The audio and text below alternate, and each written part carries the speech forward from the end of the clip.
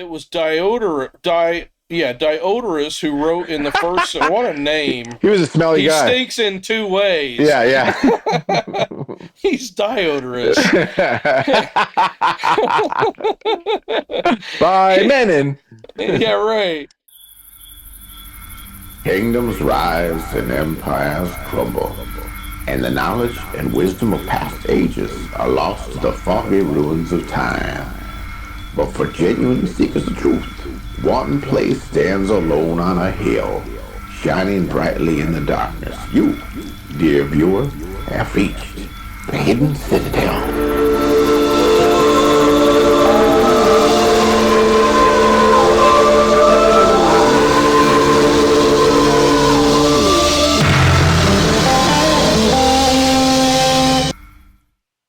Hey, welcome to the Hidden Citadel. You found us.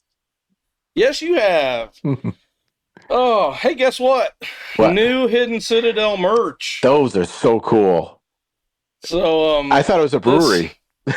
It looks kind of like it, doesn't it? It does. And I even had Trevor's approval. She's like, "That's a nice looking shirt." It sure is. Like, good. It is not a nice feeling shirt for this heat that we're having in North Carolina. Or in New York. Yeah, it's a little bit thick. So this is kind of a winter t-shirt. But I had to, take one for the team and wear it today anyway. And I got my Hidden Citadel hat. All of these things are available at redbubble.com, where you can get your Hidden Citadel swag. Yeah.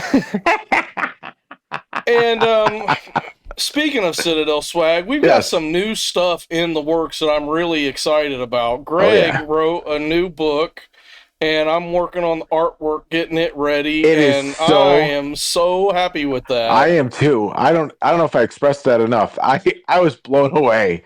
That was good. So good. Best one yet. I think that book is going to be so cool. I can't wait to finish it. And the long-awaited anti-Calvinism book, I'm getting leaps and bounds done on that one too. Yeah. So, well, when we do another episode of that, I'll be ready for that Calvinism discussion, because you know what it really comes down to is, the more I analyze it, is there are three pillars that once you connect the dots, it's like you can't really argue with it at that point anymore. It's like once you connect those three things to Gnosticism, and then those three things to the mystery schools, and then those three things back to the Tower of Babel, you realize, oh, this is cultic. This isn't Christianity. Yeah. So it's like, I'm excited about that book too, because I think it's hopefully will make a difference to somebody out there. And we'll probably have another Parafables coming soon too. Yeah, that would be cool too. Yeah. So exciting things at work behind the scenes. This is our new channel, which is just at Hidden Citadel on YouTube. Yeah. But we still have all of our old stuff. If you want to go back and research something, it's still available at the other channel, but it's now titled At the Hidden Citadel Archives. So you can go over there and check it out. Today, we're going to be talking about something that I found slightly links up, maybe even more than slightly links up, with the last couple of weeks that we've been discussing. And if you remember right, 2 weeks ago, we had the episode about Merlin, or Merlin Wilt, and all the connections to Druidism, and then the connections from Druidism back to King Solomon is what we did in the last week's episode. And in this week's episode, it's kind of tangential to Merlin, because in the Jeffrey Monmouth material, who was the person that basically brought Merlin to our attention. Oh, yeah. But he was doing it in a way to try to discredit him and make him seem like a pagan rather than an actual Christian. And so Monmouth's material is pretty skewed. But in Monmouth's material, he attributes the creation of Stonehenge with Merlin. And he says that Merlin levitated the stones from Ireland and sat them up in the Salisbury Plain and created Stonehenge. But he was off by just maybe about, 2,500 years. Math, who needs it? Math is hard, right? Math is hard. That's right. And we'll get to Josh in a minute. Yeah. Yeah, so basically, he was off. Merlin had nothing to do with the creating of the structure, and therefore the works of Solomon probably had nothing to do with the building of the structure.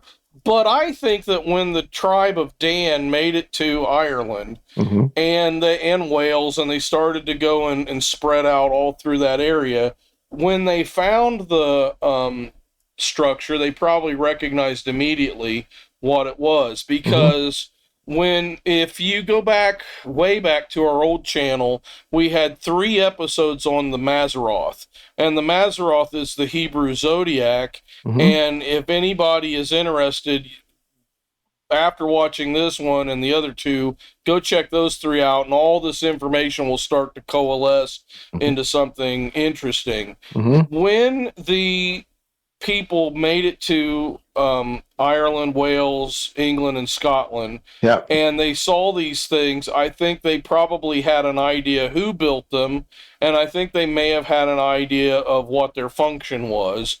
And if it's true that the Druids did lots of meetings and things right in that area, then that would surely point to the fact that they knew what their function was.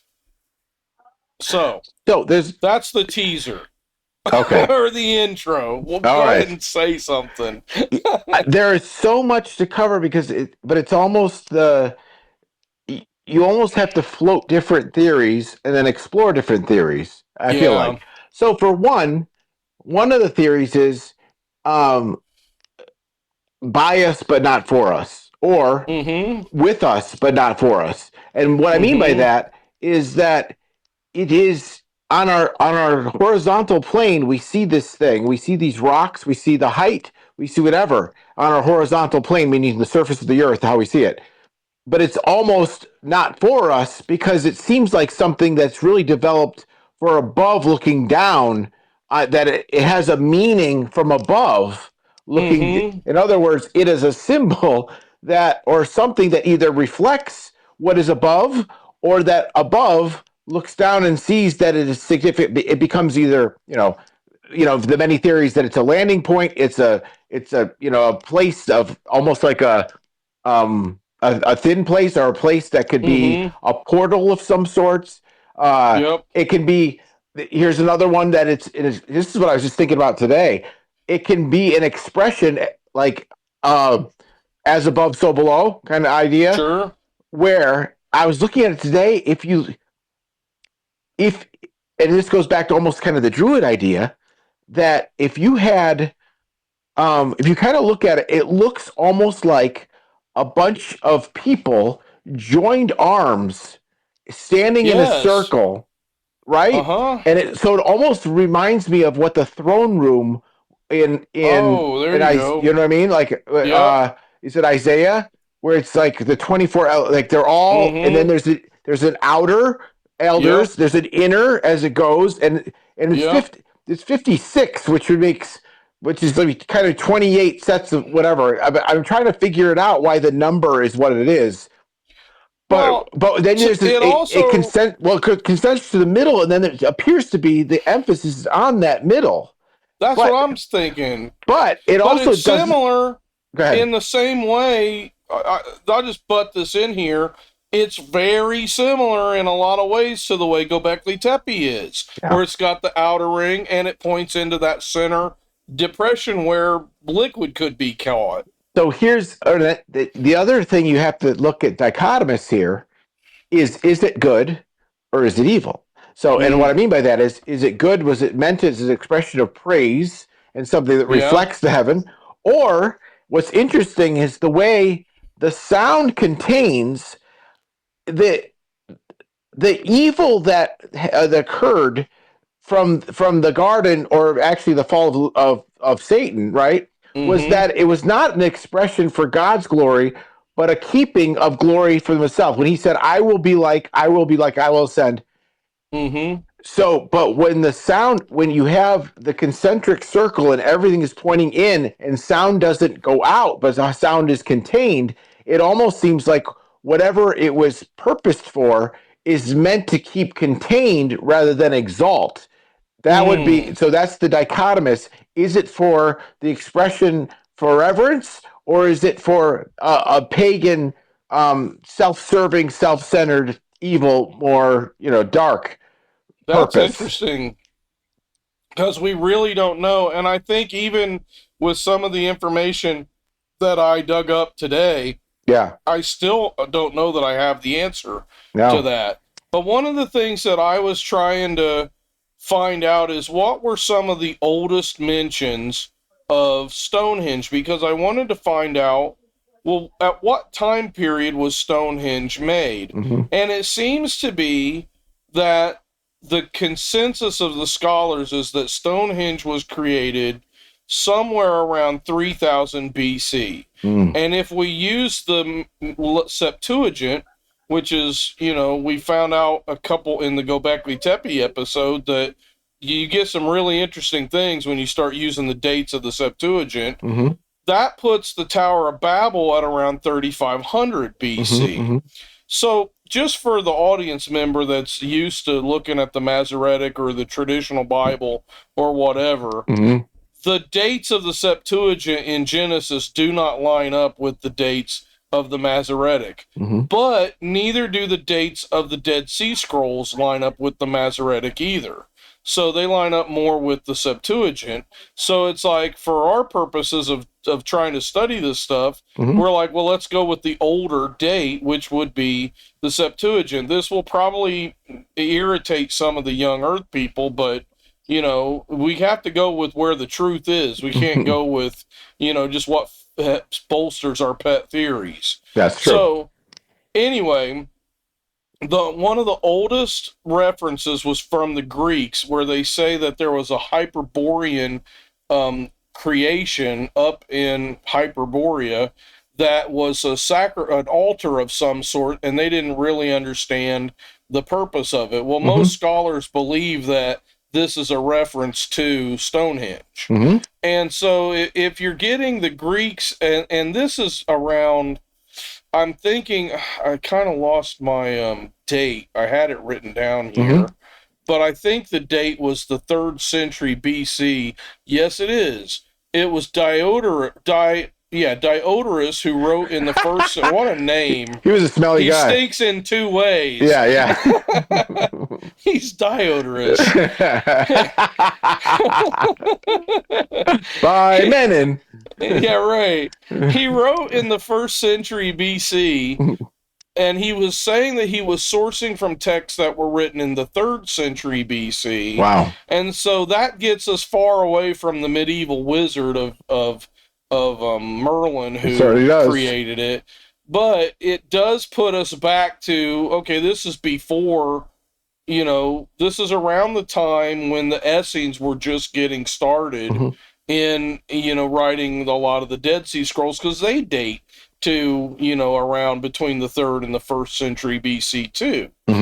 And also this is where the first, the first mural of the Mazarroth was found in a house in Israel. And so it's like we've got a lot of things kind of coalescing here around 300 BC, but they're pointing back and saying, okay, we know about these structures that were built way further back. And so what's the main structure that the Jews talk about being built way back in the back would be the Tower of Babel, right?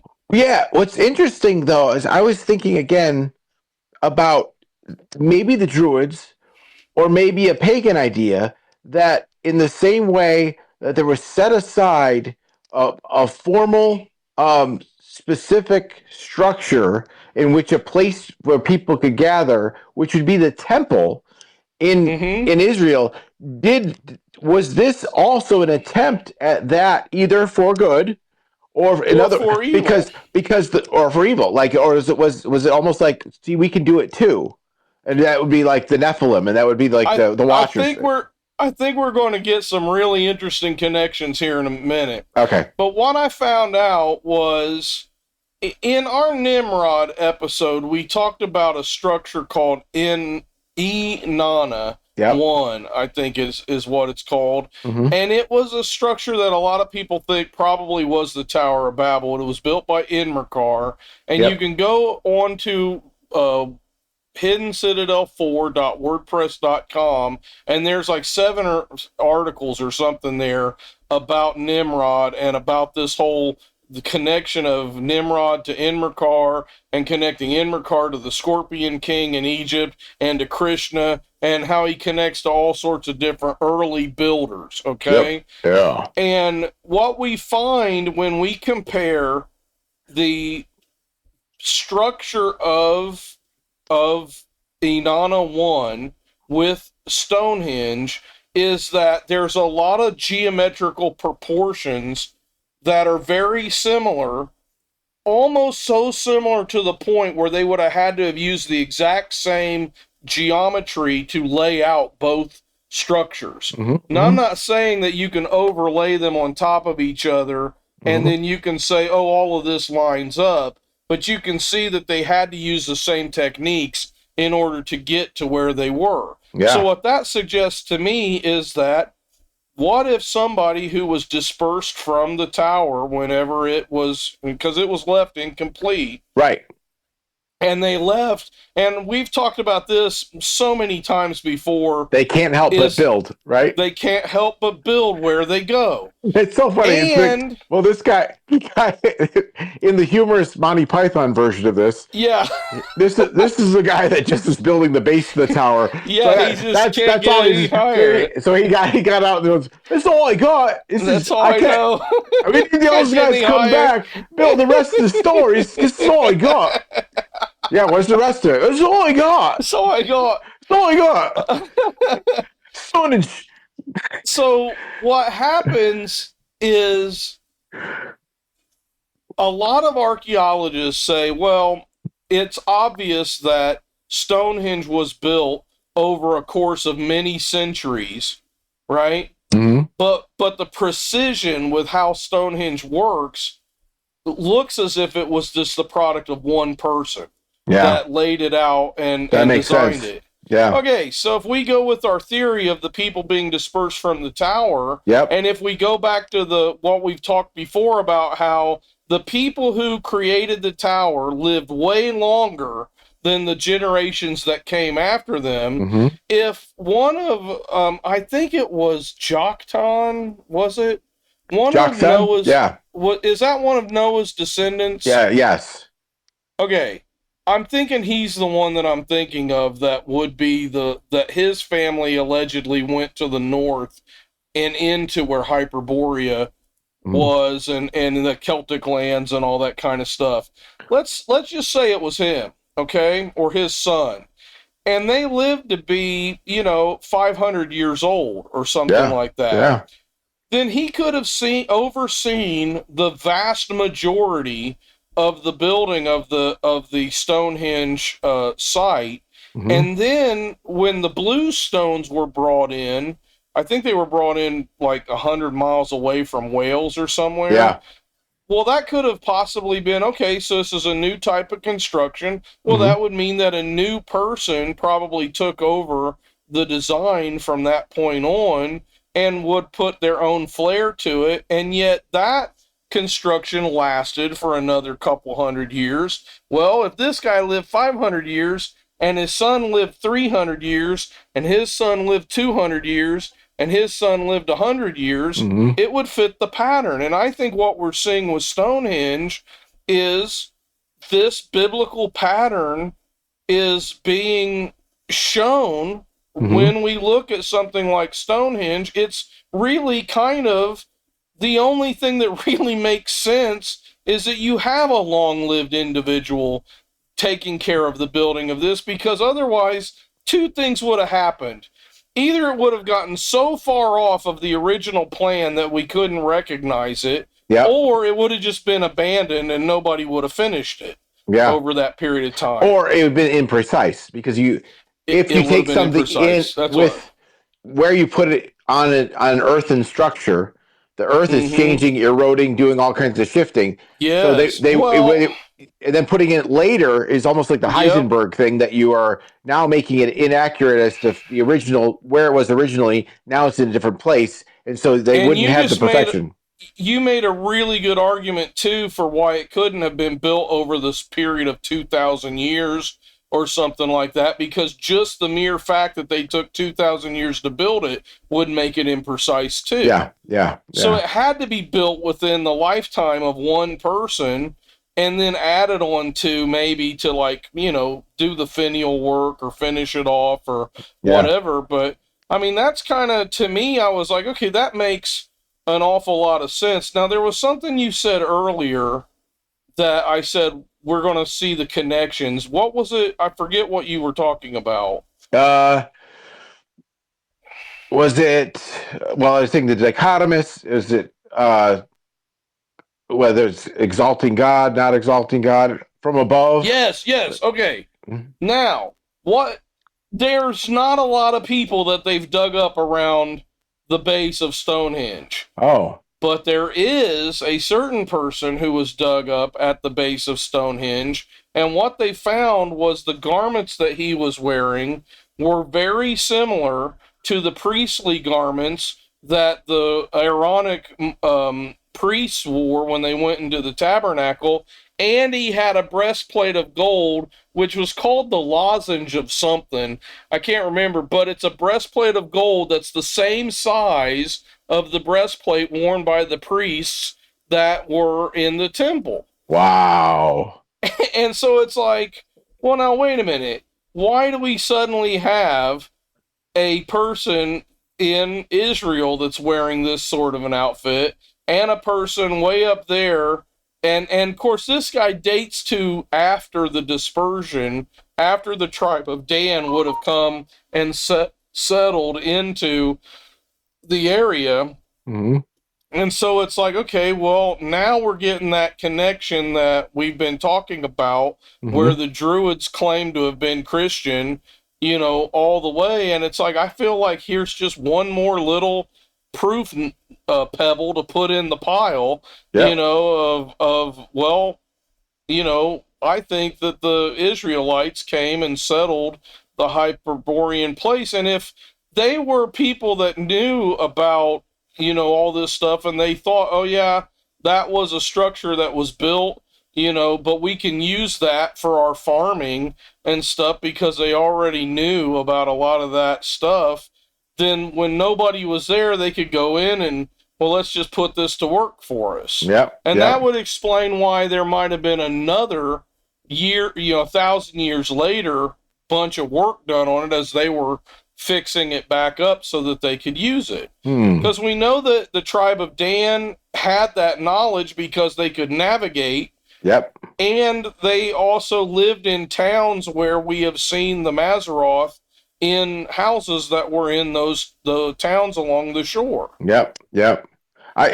It's funny because when you think about, when your imagination goes with and a lot of this has to be built on imagination, because you're seeing something that's there and just asking all this conjecture about what it is, and you know, a hypothesis just is something that's, you know, it's congruent with imagination. You kind of have to be. Has to be. You can't make a hypothesis without saying, let me imagine something. Exactly. So it's funny because, like, there are certain things that are like in scripture that bring, like, all right, for one thing, whenever there was like when something needed to be put in place to commemorate something or memorialize, they'd say he took this big stone and he put it there. Raising the Ebenezer was a massive stone. Somehow it seems like either the density of rocks was either less, or these people were extremely strong, because they could do things the way that these altars were just kind of built, way a lot of things were done. Or they had math that we don't know that they had. Or physics, correct. Here's another one though. There's only one thing in scripture.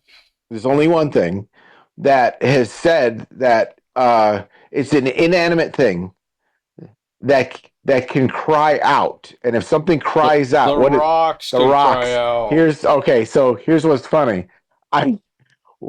It'd be kind of a cool Transformer thing if those were all like petrified, falling something, and they were all just kind of put there and stone. Like, in other words, what the Easter Island guys are. It'd be kind of cool. A cool theory would be that under they're just stuck in there waiting. The command of a man.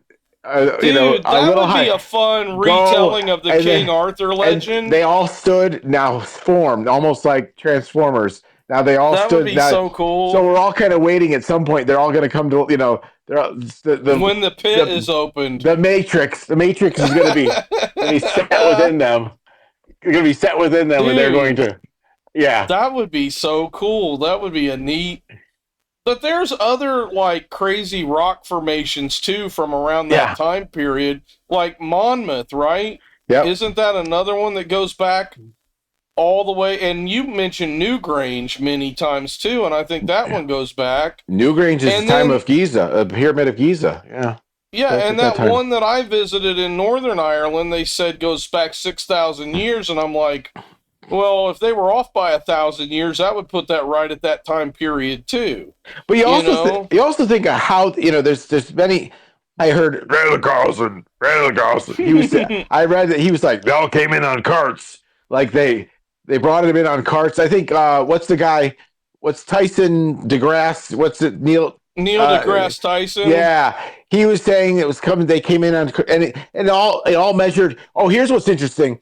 Is that his theory? What kind of suspension did they have on these carts? Yeah, that's what I want to know. It's not even right. It's not even the idea of putting something massive on a cart. It's how can they keep the cart from like you said, the suspension. That goes back to like the superheroes. Like there's the Physics of Superheroes is a book called that. I like that. And the guy said, right, he says, Cyclops, his superhuman quality is not his optic blast. Yeah, it's the reinforced neck. Neck doesn't snap every time he uses it. So it's the same idea that these are on these carts, but the suspension is such that. And I can't believe Randall Carlson would say that. Yeah, I mean, I think. I thought he was more of one of us than. Well, one of the things that's really interesting, though, is that is when Neil deGrasse Tyson is talking about the formation of it was to predict, in order not to be alarmed, an eclipse, right? That when the lights go out, it's almost like they tracked it because there was a panic for them the first time, or it was formed after the day of Joshua when it stood still, and they were like, that's the only recorded time where something happened in the heavens regarding the sun that shouldn't have happened, unlike any other time. And those on Earth must have been terrified and going, "What is that?" And then they reacted by what most people do. Well, every indigenous person, people do that stuff. When something happens, they make a reaction to it.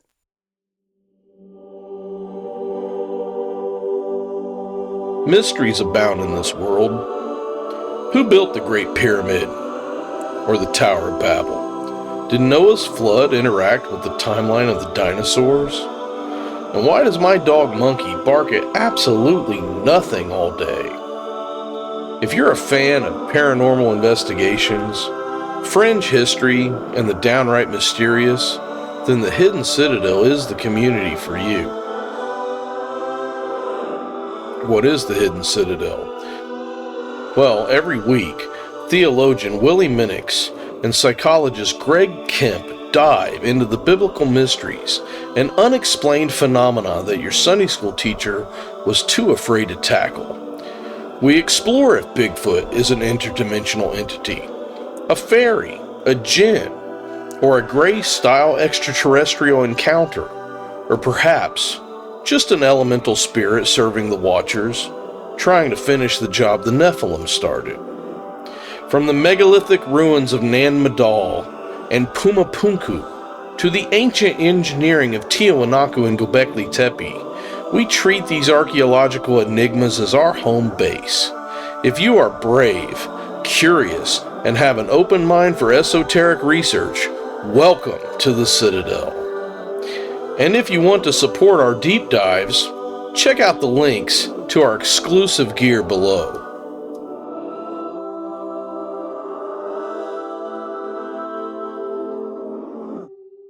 That's an interesting thing because I've thought about that a lot, and I've come to the conclusion that if that actually happened and everything stood still, I don't think there'd be any way that we could ever find out that we couldn't prove it. Right, it's right, one right. of those things that it would be, you couldn't look back and say, oh, this Doppler shift shows us this or that or this or whatever. Yep. Because it's almost as if it wasn't just the sun.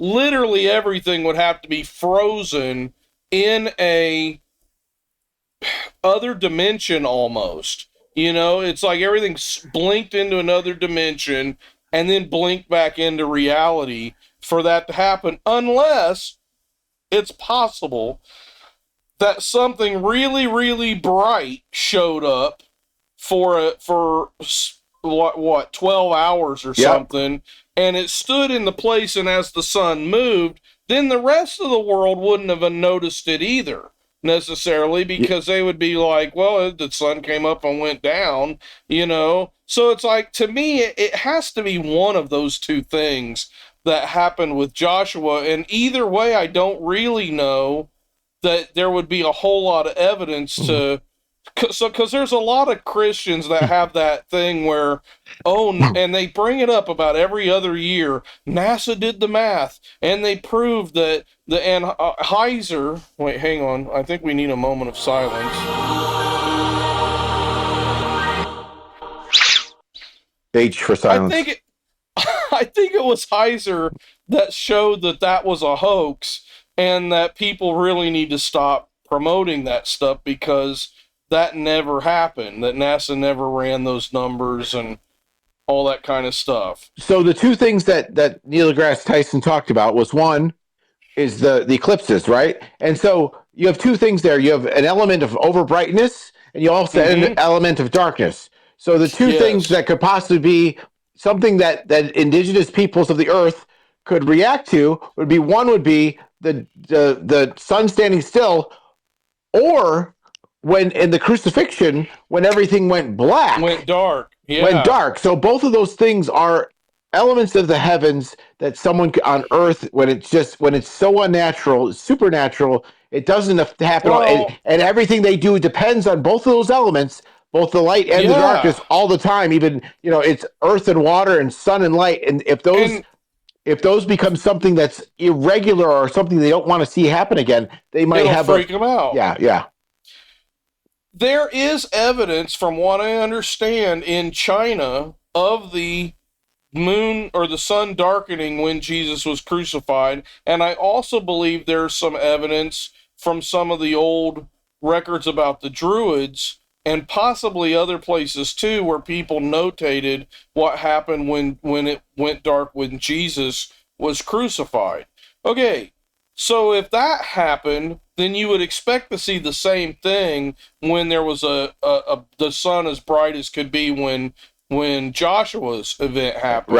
Right. And so that's why I'm like, I kind of am starting to lean to the idea that God just froze everything. It wasn't just about freezing the sun and the earth rotating around the sun. It was like he would have had to cease movement throughout the entire universe.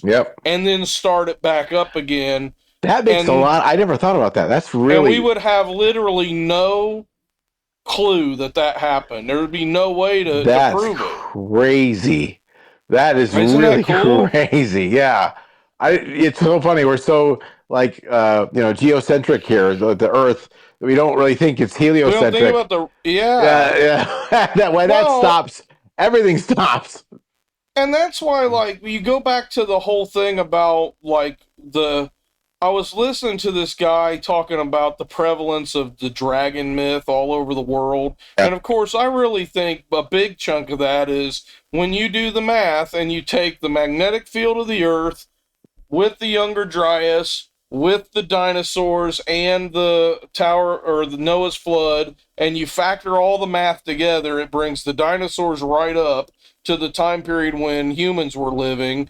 The Younger Dryas happens and wipes them all out. Also, it's the flood that resets everything, and then you have the biblical history that continues on after that. If that is the way that it works, and I'm pretty convinced that that's kind of the way that it works, then people would have seen dragons, and they would know, okay, that was a dragon. Yep. And we still see dragons. I was watching a Instagram video where a guy was going fishing, and an alligator came out of the lake and chased him across to his car. Yeah. And he's like running away, trying to film this alligator. And eventually he drops the phone and runs off because he can't, and I guess he must have gone back and got his phone eventually. Yeah. But it was like, he was moving, trying to get away from that gator that was moving pretty fast itself. And so if you saw that, you would be like, dragons are real. You know, if you had never seen an alligator before, right? Yep. Yeah. And so I think the fact that people and dragons existed at the same time is pretty provable. But even if they didn't, and even if you can't prove it, you still have the Milky Way, and that's where your Leviathan myths and all this kind of stuff comes from, because it's the Ouroboros, the snake eating its own tail. Yep. And I had never thought that was a very impressive thing until I went to a dark park where a lot of the astronomers go, and somewhere up in Virginia, there's this spot where when they shut the lights off, it is amazing, because you look up and you can, with your naked eye, you can see the Milky Way just in full glow right above you. That's awesome. And I took pictures of it. Maybe if I can find my roll of pictures from going to the dark park, I'll try to put a couple of them on this episode. But I remember standing there looking up and saying, I have never even imagined, like, I took an astronomy class, but I never imagined you would literally be able to see the Milky Way. And there was a time in our world not that long ago when the majority of the places you would go on Earth would be not polluted by light. And when you looked up into the night sky, if it was a clear night, you would see all of that. And so it doesn't surprise me that they were able to make tracking devices on the Earth that they could dial in, to follow that stuff, because it was so easy to see it, the idea, the pagan idea is also interesting. I mean, there's still the mystery of how things got there, how, whether they're delivered from above or somehow below, I don't know, the idea of place there, whatever. But I just got done. I was just reading I was in First Kings, and you have the showdown on Mount Carmel, And you got to think that showdown was not just basically, a couple of stones. No, it was, just kind of placed there that they did There were 12 big, massive stones. All right, so and I wonder if in the, like we've said before, where there's an element of good, there's the mirror element of evil. Yeah. So could this be also have been almost an altar, altercation, an altar that was kind of built Joshua almost like crossed the river. They built the stack of stones that were 12 stones at the edge. Yeah, right. What if that became a real common thing, where stacking up 12 stones to represent Israel was just something that they did, And the other thing too is, if the night sky is divided amongst the 12 constellations. Yes. And God made it that way, then it would make sense that throughout the earth, people would look up and say, okay, we need one stone to mark each one of these constellations whenever we're building a calendar. It just seems kind of like the right thing to do. And in a way, I think that might weaken my Tower of Babel connection, maybe, but maybe not, because I mean, the other thing too is it's real easy to sit there and say, well, every culture had this science. And it's like, but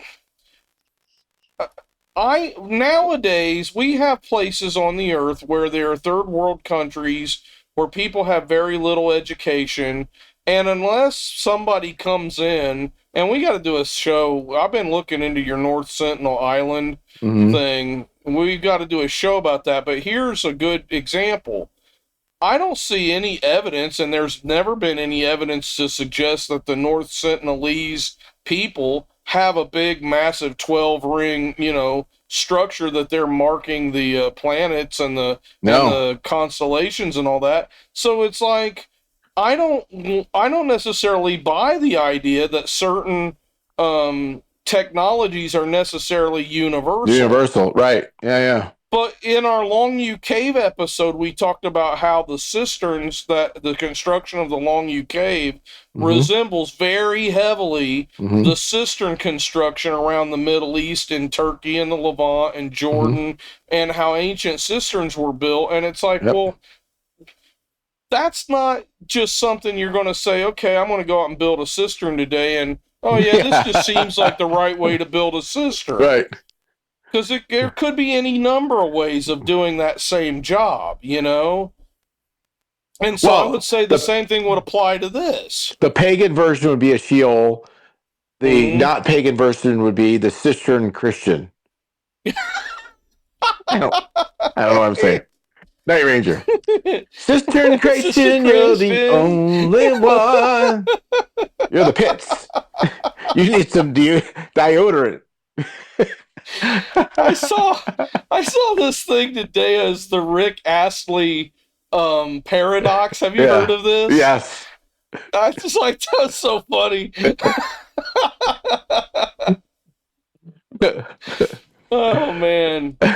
Anyway, now I've lost my I've lost my cohesion. What does the henge mean in Stonehenge? I mean, stone, obviously. I think it means circle. Okay. Hinge is an old word for circle, I'm pretty sure. Stone circle. Okay. And that's why I think it's spelled differently than like the hinge on a gate. Yeah. Actually, no. But it makes sense that they would come from the same root, because how does a hinge operate? Cylindrical, which is a circular. It operates by pivoting on a circle. Yeah. So, it's got to mean that. It's just they probably just spelled it two different ways over the course of time. Yeah. So I think that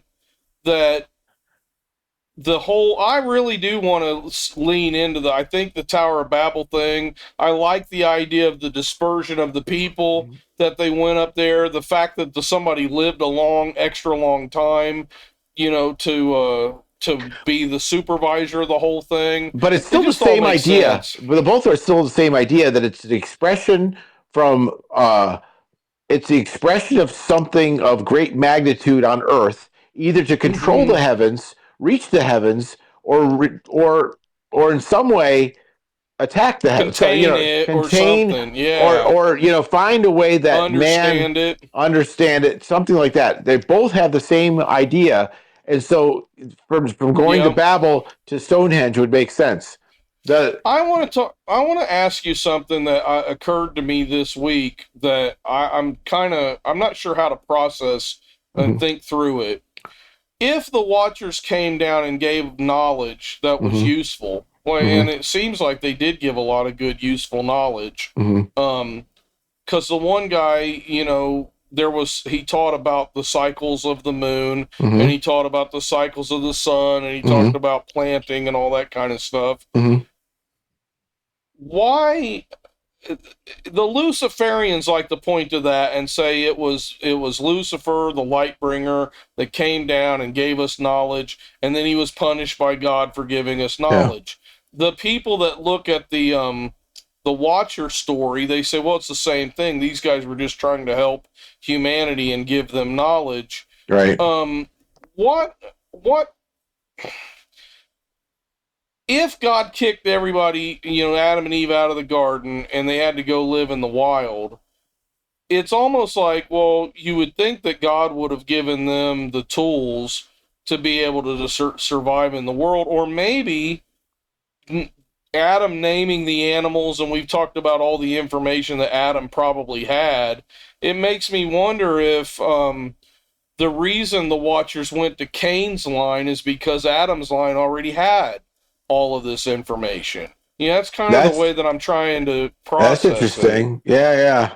I thought you were going to say something about, like, if Adam had control over the animals like that, if in some way he could subdue the animals in such a way to make that man was able then to use, like, an elephant. The strength of an elephant is unbelievable. Sure. So many, that, or if there are other creatures that could be subdued to use to do the laborious work that beasts of burden did, that could be carrying rocks. That's what I thought you were headed there. Sure. Yeah. Well, I mean, that's an interesting path to go down too, but let's talk about the Nephilim for a minute. I don't believe that the Watchers thought that their offspring were going to be the Nephilim. No. I think they thought they would be powerful beings, but I don't think they thought that they would turn into the massive, horrible creatures that they became. Yep. That went to war with everybody. And this is where the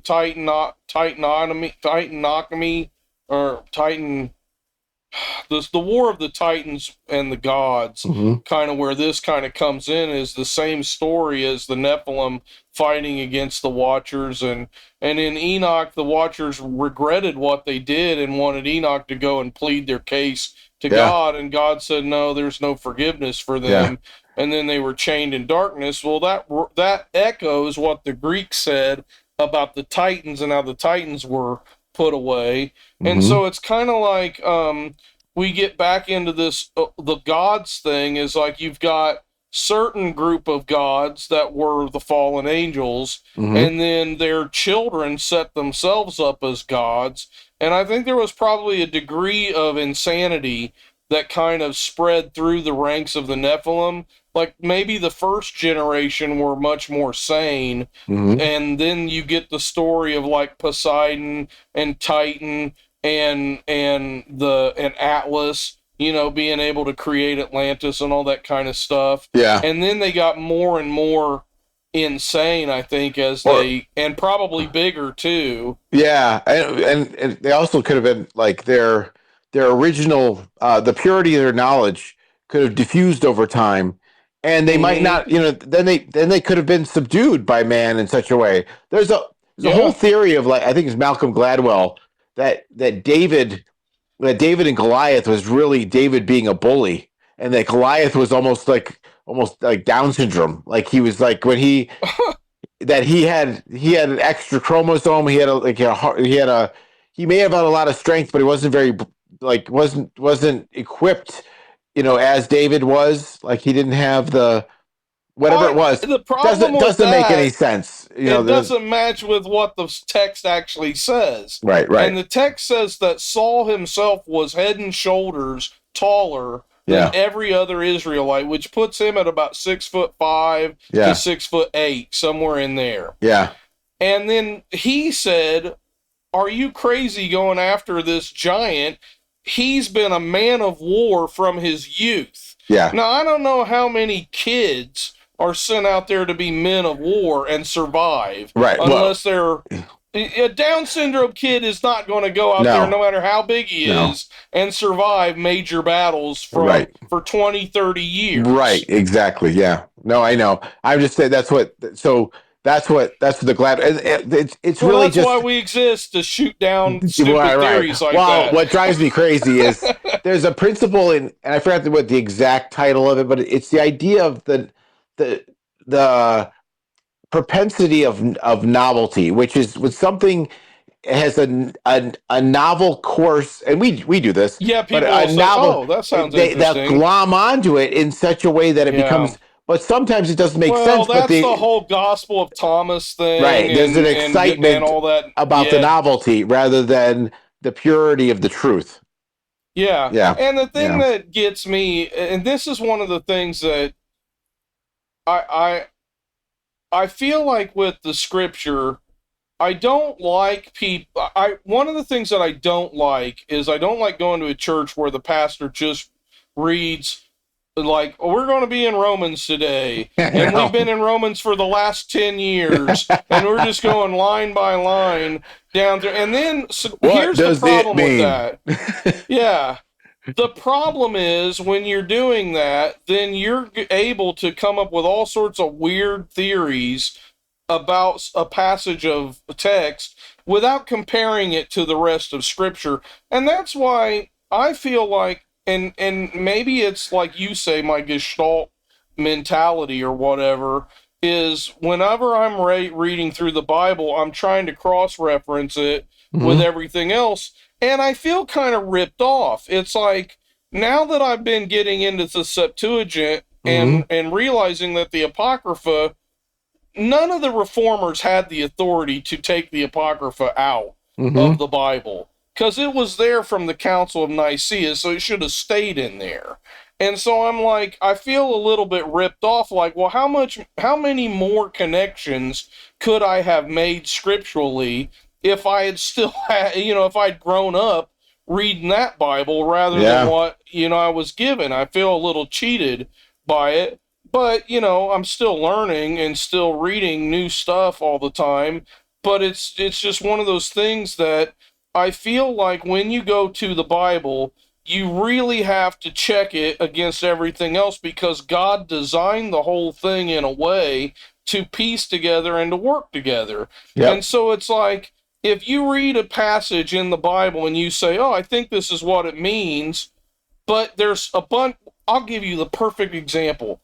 I grew up in a holiness or hell kind of church, and it was a good church, but one of the scriptures they talked about was in, yeah, it really was. It was, and this was their verse that they always went back to, was the one in John where it says, I can't remember the verse.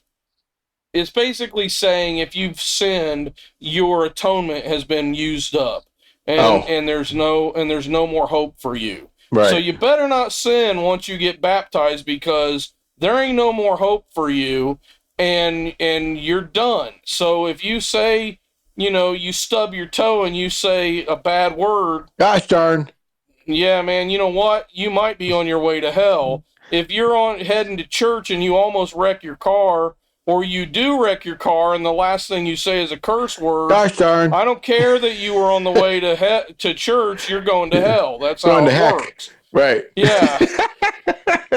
That's the environment I grew up in. But what they miss is just a couple paragraphs later, John says, if you sin, there is but if any of us do sin, there's an advocate for us. And so it's like, okay, well, then you got to read that first verse in context of the other verse. Yeah. It's the same way with the once saved, always saved verse. You have to read it in the context of the 38 verses that say that you can fall away.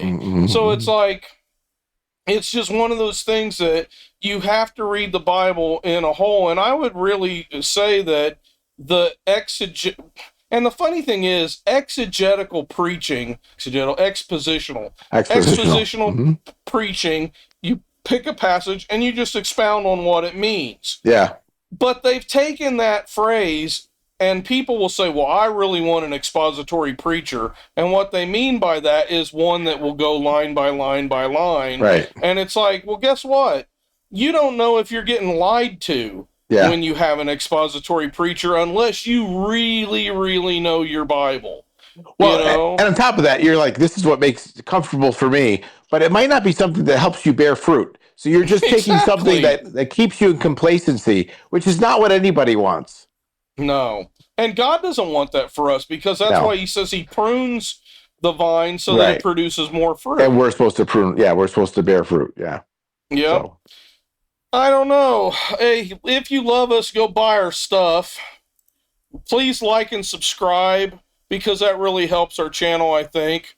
Mm-hmm. And but the main question that we have to ask ourselves is, what does a Stonehenge pedal do, Josh Scott? It's got to have rock, and it's got to be something for rock and something for blues, because the rock, right, and then the bluestone. So I mean, I think both of those. Yes. I think it has to have. I think so essentially it's a tube screamer. It's a tube screamer. Yeah. Just build a tube screamer. Right, an astrological tube screamer. I think it has to have like the phases of complete light, complete darkness. It's got to have. That would be tone. So you got your highs and your lows that you can adjust. Yeah, that would be nice. Yeah, I think because all blues tends to rely on the mids. And in this case, what we're doing is we're eliminating the mids, and we're making a blues that relies on the highs and the lows. I think the idea, like because I'm picturing like some monks or something, even the first ideas of the Druids, and those Tibetan guys are like that kind of thing. I almost want something like mystical with that too, so it has. Maybe a really low octave for everything you play. Dude, that would be kind of cool. A growling. So you're playing, but there's something underneath. There's some growl underneath. Some pitch, right? Some pitch. It's got to be the same pitch, or some sort of harmonic, not dissonant, but harmonic. So growl. Anything lower than the 12th fret, it's an octave down. Yeah. And at the 12th fret, it's 2 octaves down. That's cool. So it maintains that growl underneath it. And so you're playing, and but it doesn't have to be a bassy thing. It's just that growl. And I think that would make the mysticism of the rock and the blues Stonehenge pedal. I was listening to one of those Thuvian throat singing guys one time, and I'm like, that is the coolest thing, because they've got the kind of sound, but then there's a higher note that goes what's it called, overtone? Top of it. An overtone, but they can change the overtone. And I'm like, dude, if you could get a guitar pedal that could keep the pedal point, is what that would be called in classical music. If you're keeping the pedal point down there, and then you're able to play something over top of it, it would be almost like the Slotva pedal, where you've got the sustain, but you hit it and it only sustains that one note while you play the other stuff over top of it. That would be kind of, in a sense, sort of what you're talking about too. Yeah. I don't know, Josh, I'm leaving that with you and your crew to figure out, because I have full confidence in you. Yeah. 18 inches. Remember that in Spinal Tap? I meant 18 the guy's dancing around. Peter Dinklage jumping in a circle. Anyway, until next time, people, stay in the Citadel, because night is coming.